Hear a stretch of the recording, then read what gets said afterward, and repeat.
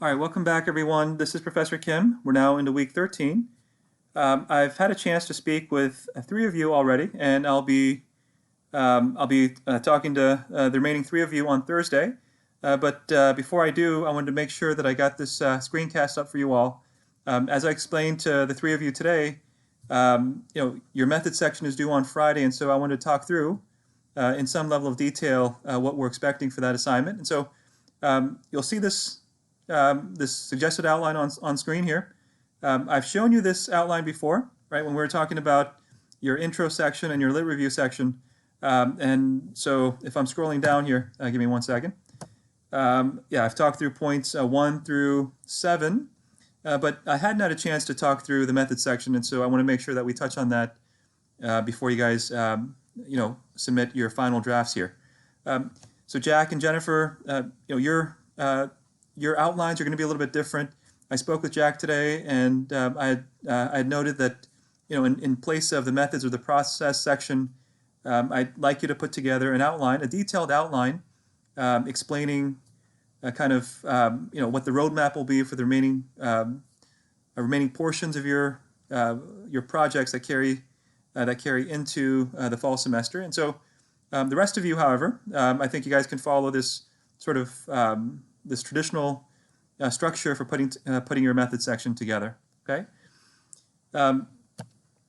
So you'll note here that the numbers correspond to paragraphs, right? So I think one of the first things that you want to accomplish in this method section is to, talk about the design, right? Talk about the design in the broadest, maybe even some sort of some general terms. So you certainly want to state whether it's quantitative research or qualitative research. You want to note whether it's correlational research, whether it's descriptive research. You want to make these basic points clear, whether it's secondary research, whether it's first-hand or primary research. Those are sort of the keywords that come to mind, or the buzzwords that come to mind in the way of describing the basic design or structure of your study. I have a lot of students, in our major who conduct program evaluations, and so the design becomes really important there, where they're talking about, using a non-random assignment, a non-randomly assigned comparison group design, or so I think it's probably more relevant for program evals, but for you all, I think most of you are doing sort of correlational work, and so you may end up saying that my study is correlational in nature, or maybe it's checking for differences. It's not necessarily checking for associations between variables, but more so looking for differences between groups, or looking for differences within the same group over time. And so those are things you want to hash out in that first paragraph. Okay. In the next section, you may consider separating these two elements out into two separate paragraphs, but I'm talking here about data and sampling. Okay, and so I think you need at least some discussion around the source of your data. Okay, I think I was alluding to this in mentioning the design and what to talk about there, but you'll want to talk about where your data comes from, right? Most of you, I think it's going to be one of two choices. Either you have first-hand data, in which case you might be observing the data yourself, or collecting the data yourself, or surveying the research participants, right? In which case that's all first-hand data.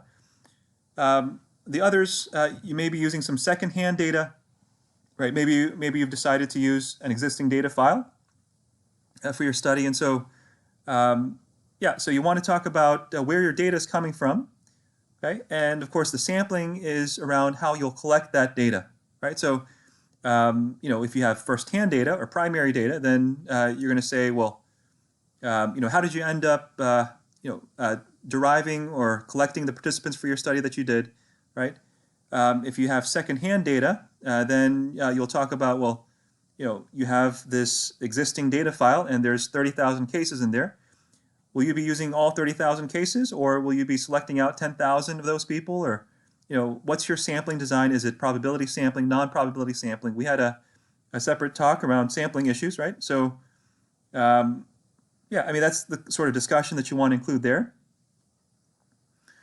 I'm pausing because one of the major things that you're trying to accomplish in that section 8.2 here is you're trying to get across to the reader that your data is high quality, right?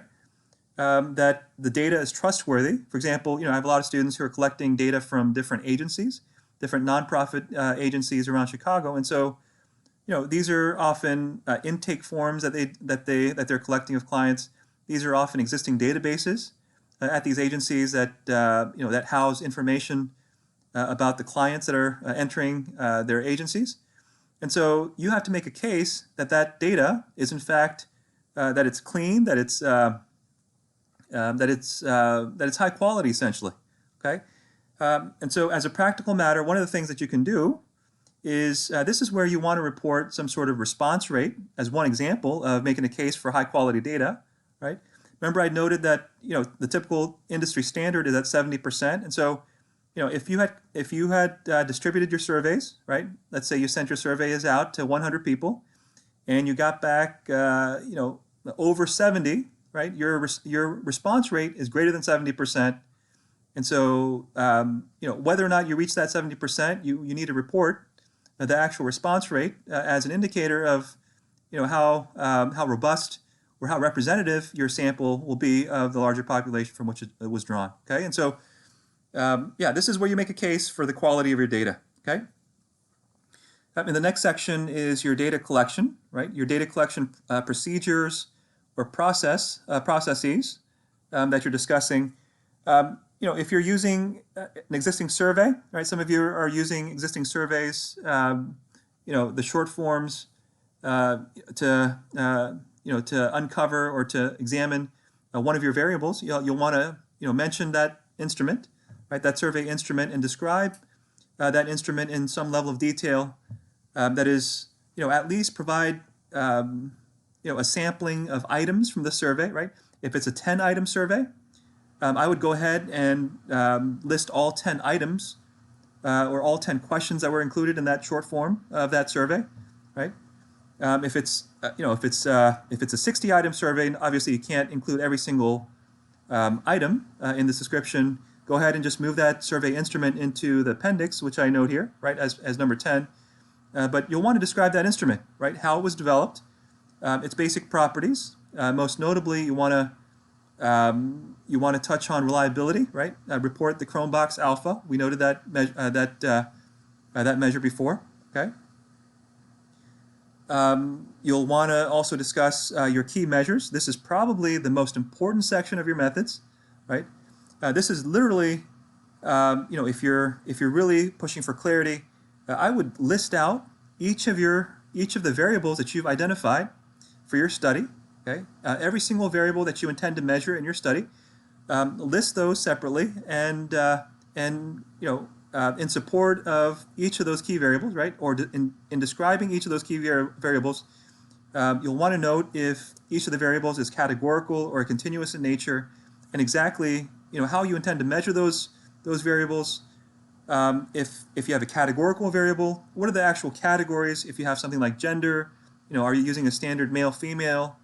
If you have race, do you have white, black, Hispanic, or are you doing something like white, black, other? So list all the different categories, right? This is the most important portion of your method section is the key measures discussion, at least from my perspective. Okay.